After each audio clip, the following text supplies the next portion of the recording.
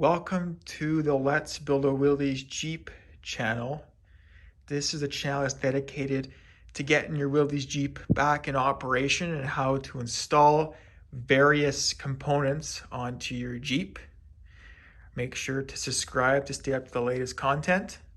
And in today's video, we are going to learn how to install the clutch throw-out bearing and carrier onto the transmission.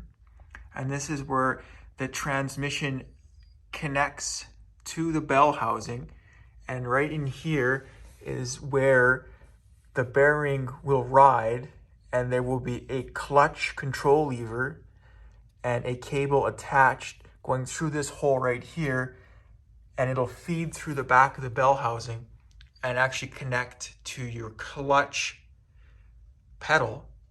And so when you push the pedal when you're driving, it actually engages in the bell housing here and puts pressure on to the clutch, and that's how you shift gears.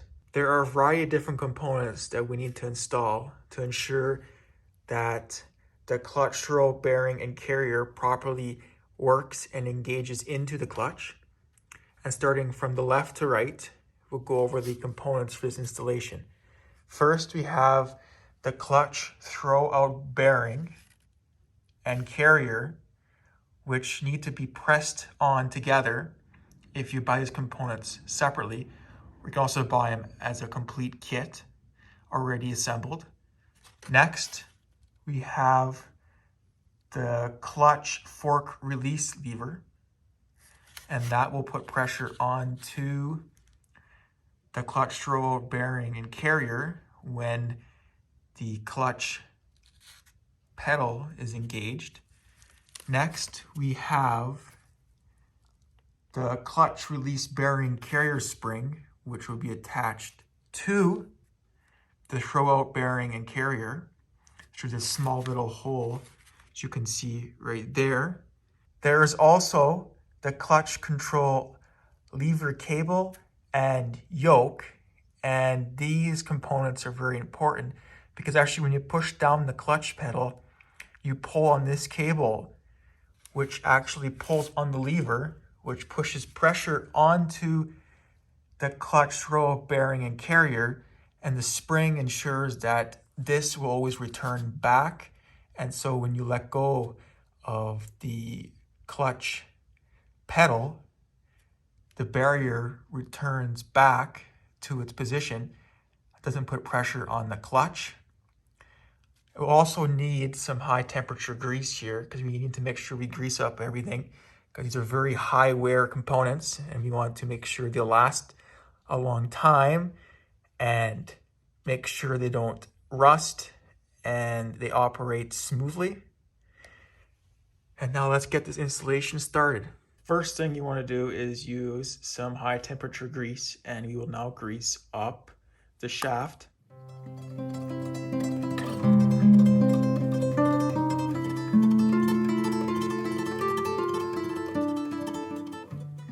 You also want to make sure you grease up the fulcrum ball as well. This is where the lever will ride on.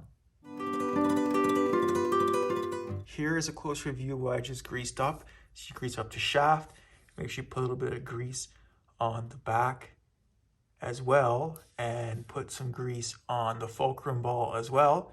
And now we will install the clutch bearing. It is also important that we grease up the inside of this clutch throw-out bearing and carrier, and just with your finger, just put some grease into the hole right here. Don't need too much, just give a nice coating.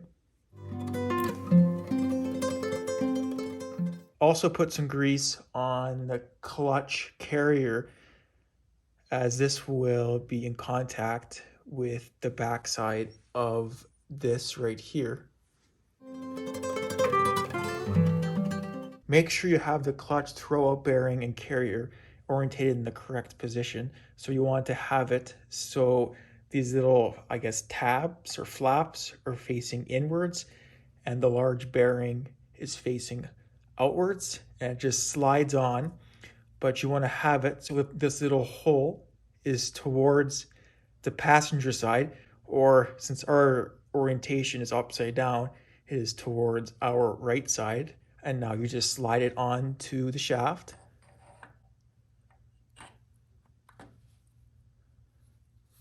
Give it a quick wiggle just to make sure you get the grease in there. And you can see it moves very nicely. Make sure the spring is orientated in the correct position.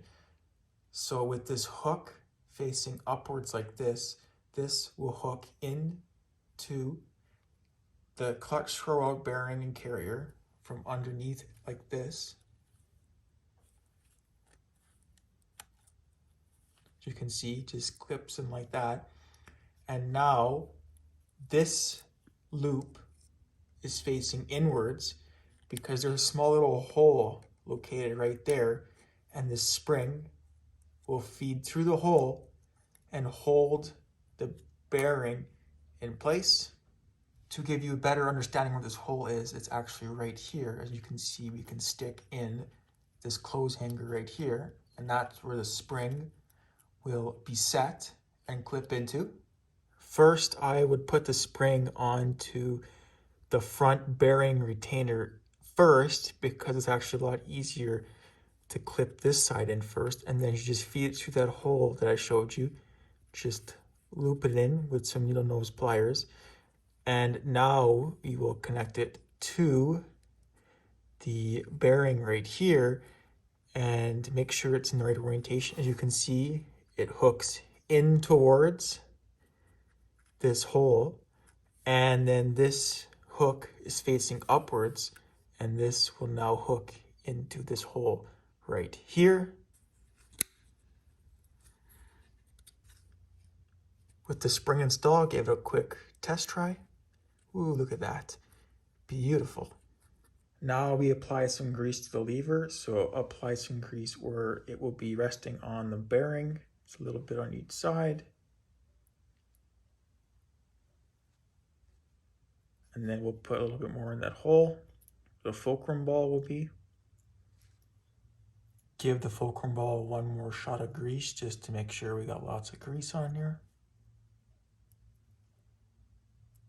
And now we position the lever in the correct location. So with the lever that will hook into the backside, with two little wings or flaps are on the bearing, and just pull it back a bit. And now it just slides in like that. And give it a little test to make sure everything works. Beautiful. Finally, we have to install the clutch control lever cable and yoke, and we have to thread on the yoke to the cable, and this will be connected to the clutch linkage system, and you have to check back for further videos on how to install all the linkage for the clutch, and just threads on.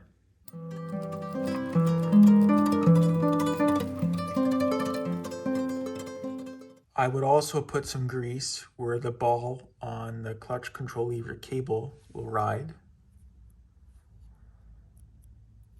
Now it's time to install the clutch control lever cable, and with this ball, it will be threaded and connected into the lever that we just greased, and then we'll feed it through this hole where my finger is, right back here. With the cable fed through, it will now just be pushed all the way in and connected in like that. Gonna give a quick overview of what this assembly looks like. So with the cable coming out the back of the bell housing through that hole, it will just hang there for now until we get the linkage all set up. Everything is properly greased and the spring is set and everything is in the right orientation. And you can always give it a little test try. So pull the cable and everything moves nice and smooth. Make sure to subscribe to Let's Build a Willys Jeep for all your technical guides on how to install everything on your Willys Jeep. Thanks for watching.